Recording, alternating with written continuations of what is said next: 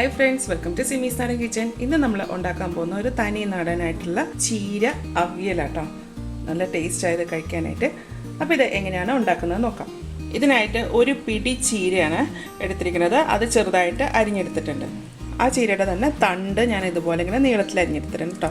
നമ്മളത് അവിയലിനായതുകൊണ്ടാണ് ഇങ്ങനെ അരിയുന്നത് കേട്ടോ. നമ്മൾ തോരനൊക്കെ ആണെന്നുണ്ടെങ്കിൽ ഈ തണ്ടും നമ്മൾ ചെറുതായിട്ട് അരിയും. ഇതിന് പുളിക്ക് ആവശ്യമുള്ള മാങ്ങ. ആദ്യമേ നമുക്ക് ഈ ചീരയുടെ തണ്ടൊന്ന് വേവിച്ചെടുക്കാം. അതൊരു ചട്ടിയിലേക്ക് മാറ്റാം. ഇതിലേക്ക് ഞാനൊരു അരക്കപ്പ് വെള്ളം ഒഴിച്ചിട്ടുണ്ട് കേട്ടോ. ഇത് പകുതി വേവാകുമ്പോൾ നമുക്കിതിലേക്ക് മാങ്ങ ചേർക്കണം. സ്റ്റൗ ഓൺ ആക്കാം. ഈ സമയത്ത് നമുക്കിതിനൊരു അരപ്പുണ്ടാക്കാം. അതിനായിട്ട് ഞാൻ ഒരു കപ്പ് ഫ്രഷ് തേങ്ങയാണ് എടുത്തിരിക്കുന്നത്. ഏകദേശം ഒരു അരമുറി തേങ്ങ, ചെറിയ തേങ്ങയാണ്. ഇതിലേക്ക് ഒരു ചെറിയ ഉള്ളി, 1/4 ടീസ്പൂൺ ജീരകം, 1/2 ടീസ്പൂൺ മഞ്ഞൾപ്പൊടി, എരിവിനാവശ്യമുള്ള പച്ചമുളക്. ഇത് അത്യാവശ്യം നല്ല എരിവുണ്ട് കേട്ടോ, അതുകൊണ്ട് ഒരെണ്ണം ഇടുന്നുള്ളൂ. ഒരു ചെറിയ വെളുത്തുള്ളി. ഇത്രയും സാധനങ്ങൾ ചേർത്തതിന് ശേഷം ഇതൊന്ന് മിക്സിയിൽ ഒന്ന് ക്രഷ് ചെയ്തെടുക്കണം. ഒരുപാട് അരിഞ്ഞു പോകരുത് കേട്ടോ, അതുകൊണ്ട് ഞാനിത് വെള്ളം ചേർക്കുന്നില്ല. വെള്ളം ചേർത്ത് കഴിഞ്ഞാൽ ഇത് അരിഞ്ഞു പോകും. ഇതുപോലെ ഒന്ന് ചെറുതായിട്ട് ഒതുക്കിയെടുത്തിട്ടുള്ളൂ കേട്ടോ. ചീരയുടെ തണ്ടൊന്ന് ഒരു ഹാഫ് കുക്കായിട്ടുണ്ട്. ഇതിലേക്ക് നമുക്ക് മാങ്ങ ചേർക്കാം. പുളിക്ക് ആവശ്യത്തിന് മാങ്ങ ചേർത്താൽ മതി.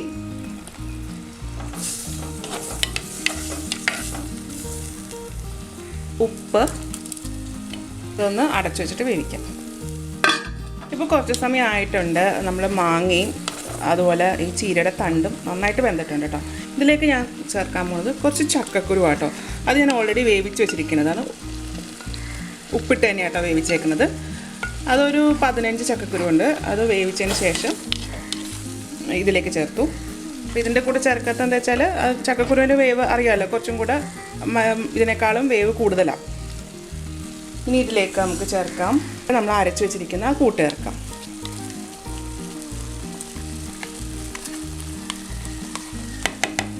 ഈ ബൗളൊന്ന് കഴുകി ഒഴിക്കാം. ഇതിൻ്റെ അകത്തോട്ട് ഒരു 1/4 കപ്പ് വെള്ളം ഒഴിച്ചിട്ടാണ് കേട്ടോ കഴുകി ഒഴിക്കുന്നത്. സ്റ്റൗവിൻ്റെ ഫ്ലെയിം നല്ല കുറവാണ്. 1/4 കപ്പ് വെള്ളം മതിയാകും. എന്താ വെച്ചാൽ ഇതൊക്കെ ഓൾറെഡി വെന്ത് കഴിഞ്ഞതാണല്ലോ. ഇനി ഇതിലേക്ക് ഞാനിനി ചേർക്കാൻ പോണത് അരിഞ്ഞു വെച്ചിരിക്കുന്ന ചീര. നമ്മൾ ഇല അരിഞ്ഞു വെച്ചിട്ടുണ്ടല്ലോ, അത് ചേർക്കാം. അതിനുശേഷം ഇതെല്ലാം കൂടെ അടിയിൽ നിന്ന് മുകളിലോട്ട്, നമ്മുടെ അരപ്പൊക്കെ അടിയിൽ കിടക്കുമല്ലേ, അതിന് മുകളിലോട്ട് ഒന്ന് കൊണ്ടുവരണം. ഇനി വെള്ളം ചേർക്കണ്ട കേട്ടോ. നമ്മളൊരു 1/4 കപ്പ് വെള്ളം ഒഴിച്ചിട്ടുണ്ടല്ലോ, ആ വെള്ളം മതിയാകും.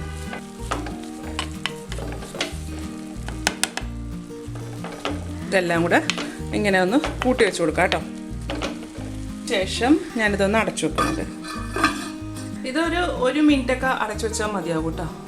അതല്ലാന്നുണ്ടെങ്കിൽ ഇതിൽ നിന്ന് വെള്ളം ഇറങ്ങിയിട്ട് ഇത് കുഴഞ്ഞു പോകും. ഇത് 1 മിനിറ്റ് ആയിട്ടുണ്ട് ഓപ്പൺ ചെയ്യാം കേട്ടോ. ഇനി ഇത് ഇളക്കുമ്പോൾ തവിയുടെ ബാക്ക് വശം വെച്ചിട്ട് വേണം കേട്ടോ ഇളക്കാനായിട്ട്. അതല്ലാന്നുണ്ടെങ്കിൽ നമ്മുടെ അവിയൽ കുഴഞ്ഞു പോകും. ഇങ്ങനെ ഒന്ന് ആക്കി വെച്ചാൽ മതി. നമുക്കിനി അതിൻ്റെ അകത്തുള്ള ആ വെള്ളത്തിൻ്റെ അംശം ഒന്ന് പോയാൽ മതി.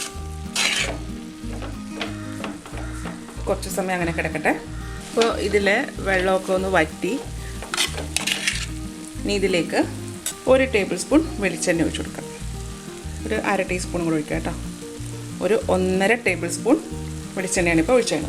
ഇനി ഇതെല്ലാം കൂടെ ഒന്ന് യോജിപ്പിച്ചതിന് ശേഷം സ്റ്റൗ ഓഫ് ചെയ്യാം. നമ്മുടെ അവിയൽ ഒരു പ്ലേറ്റിലേക്ക് മാറ്റാം.